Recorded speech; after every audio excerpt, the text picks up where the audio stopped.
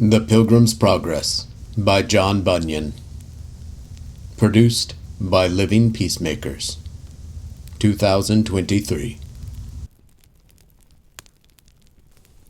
Chapter 25. Apollyon. Then I saw in my dream that these good companions, when Christian was gone to the bottom of the hill, gave him a loaf of bread, a bottle of wine, and a cluster of raisins, and then he went on his way. But now, in this Valley of Humiliation, poor Christian was hard put to it, for he had gone but a little way before he espied a foul fiend coming over the field to meet him. His name is Apollyon.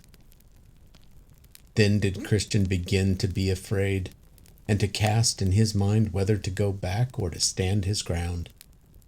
But he considered again that he had no armor for his back, and therefore thought that to turn the back to him might give him the greater advantage, with ease to pierce him with his darts.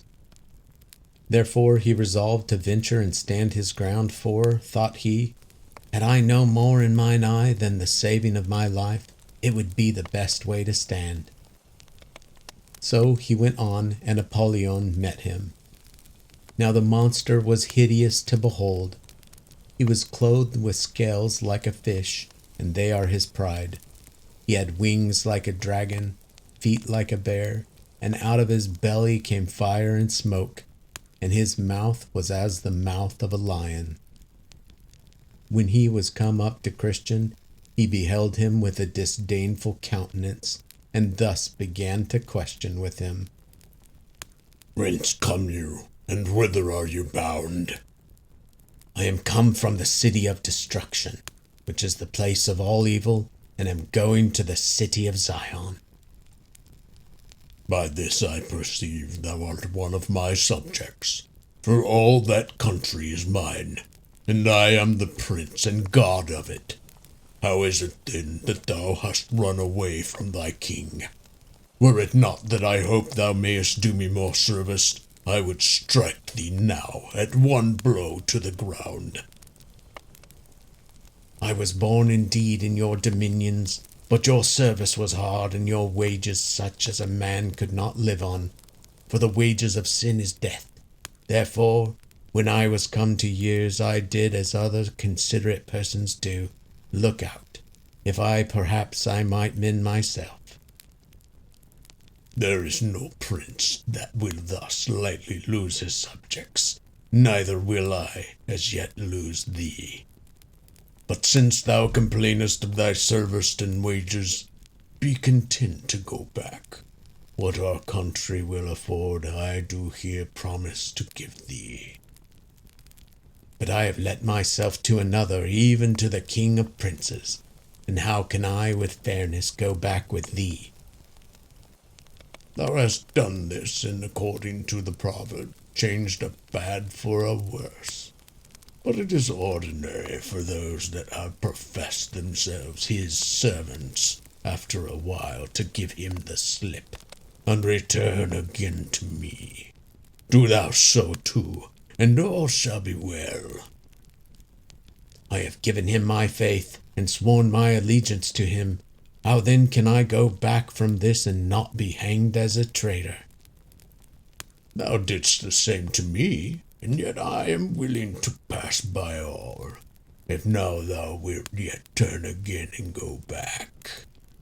What I promised thee was in my knowledge, and besides, I count the prince under whose banner now I stand is able to absolve me. Yea, and to pardon also what I did as to my compliance with thee. And besides, O thou destroying Apollyon, to speak truth, I like his service, his wages, his servants, his government, his company and country, better than thine, and therefore leave off to persuade me further. I am his servant, and I will follow him. Consider again, when thou art in cool blood, what thou art like to meet with in the way thou goest. Thou knowest that, for the most part, his servants come to an ill end, because they are transgressors against me and my ways. How many of them have been put to shameful deaths? And besides, thou countest his service better than mine, whereas he has never come yet from the place where he is to deliver any that served him out of their hands.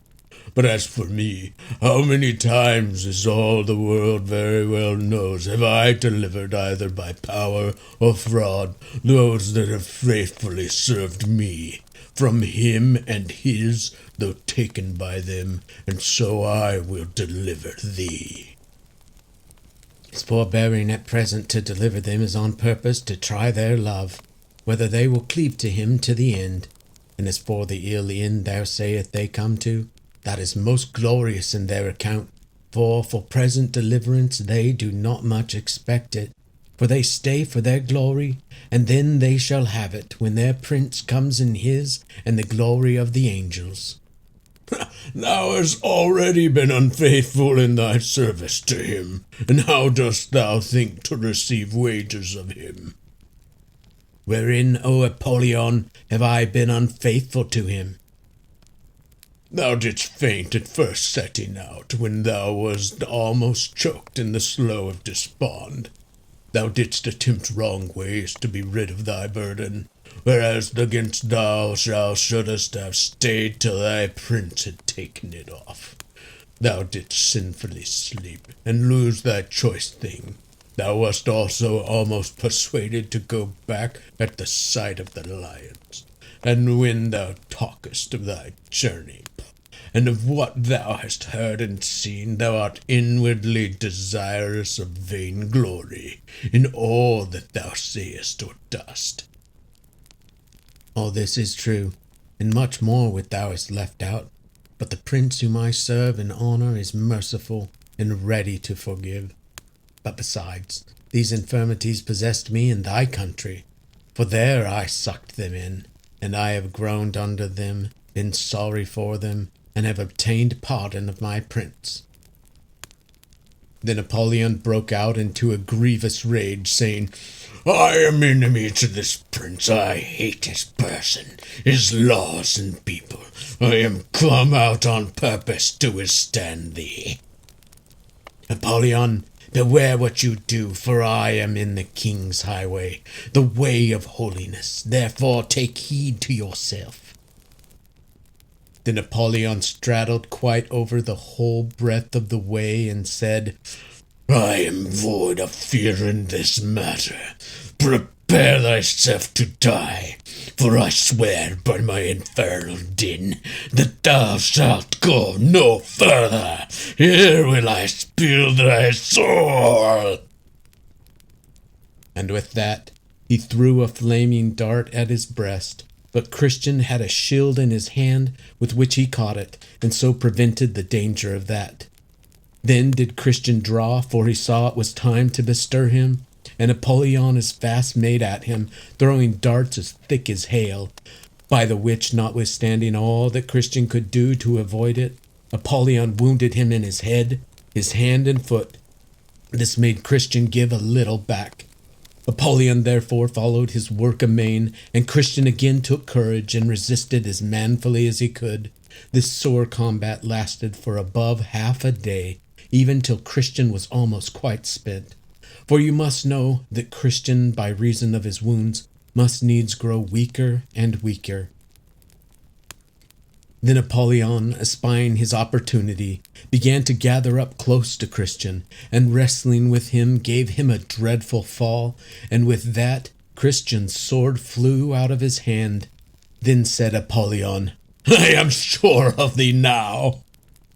And with that he had almost pressed him to death, so that Christian began to despair of life. But as God would have it, while Apollyon was fetching of his last blow, thereby to make a full end of this good man, Christian nimbly stretched out his hand for his sword, and caught it, saying, Rejoice not against me, O mine enemy, when I fall I shall arise. And with that gave him a deadly thrust, which made him give back as one that had received his mortal wound. Christian, perceiving that, made at him again, saying, Nay, in all these things we are more than conquerors, through him that loved us. And with that Apollyon spread forth his dragon's wings and sped him away, that Christian for a season saw him no more. In this combat, no man can imagine, unless he had seen and heard as I did, what yelling and hideous roaring Apollyon made all the time of the fight. He spake like a dragon, and on the other side what sighs and groans burst from Christian's heart. I never saw him all the while give so much as one pleasant look, till he perceived he had wounded Apollyon with his two-edged sword.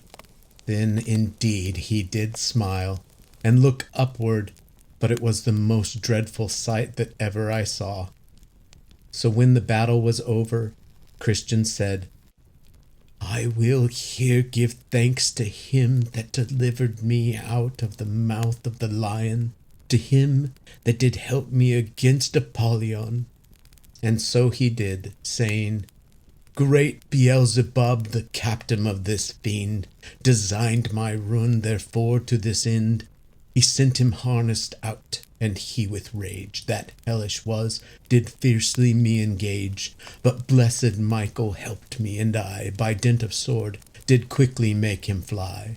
Therefore to him let me give lasting praise, and thank and bless his holy name always. Then there came to him a hand with some of the leaves of the tree of life, the which Christian took and applied to the wounds that he had received in the battle, and was healed immediately. He also sat down in that place to eat bread, and to drink of the bottle that was given him a little before. So being refreshed, he addressed himself to his journey, with his sword drawn in his hand, for he said, I know not, but some other enemy may be at hand. But he met with no other affront from Apollyon, quite through this valley.